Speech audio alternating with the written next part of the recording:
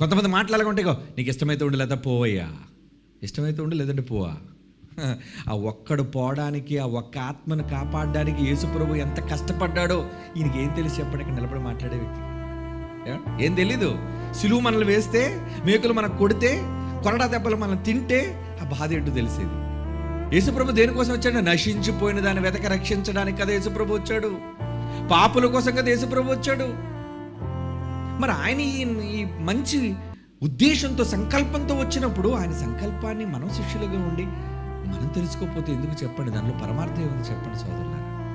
ఈ విషయాన్ని మనం గ్రహించగలిగితే, అందుకని ఒక ఉదాహరణ కూడా చెప్పాడు. 99 గొర్రెలు వచ్చేసాయి, ఒక్క గొర్రె మిస్ అయిపోయింది. ఆయన ఏం చేశాడు? 99 గొర్రెలను అడవిలో విడిచిపెట్టేసి వచ్చేసాయి కదా, ఇది ఇబ్బంది లేదులే, ఆ ఒక్క గొర్రె కోసం పరిగెట్టుకుంటూ వెళ్ళిపోయేటండి. అది ఒక్క గొర్రె విలువ 99 నీతిమంతుల విషయమే కలుగు సంతోషం కంటే ఒక్క పాపి మారు మనసు పొందడం దేవునికి పరలోకమందు సంతోషం.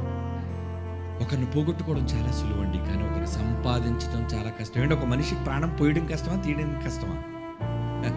తీయడం చాలా సులువు, పోయడం చాలా కష్టం అండి.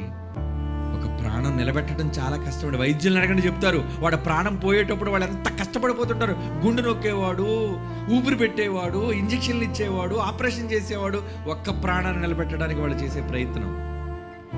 నరికేవాడిని అడగండి, ఆడికేం తెలుస్తుంది? కత్తితో కసా కసా నరకడమే. వాడికి ప్రాణం విలువ తెలియదు, ప్రాణం ఖరీదు వాడికి తెలియదు. మనం అలాంటి వాళ్ళం కాదండి. ప్రభువు పెట్టిన శ్రమ, చేసిన దానం, ఆ దానం ద్వారా చిందింపబడిన ప్రతి రక్తపు బొట్టు యొక్క విలువను గ్రహించిన వాళ్ళం మనం. ఎవరిని ఎలా పోగొట్టుకుంటాం చెప్పండి? దేనికైనా వద్దనుకోవడం చాలా సులువు, కానీ అతన్ని కాపాడుకోవటం, వాళ్ళని సంపాదించుకోవటం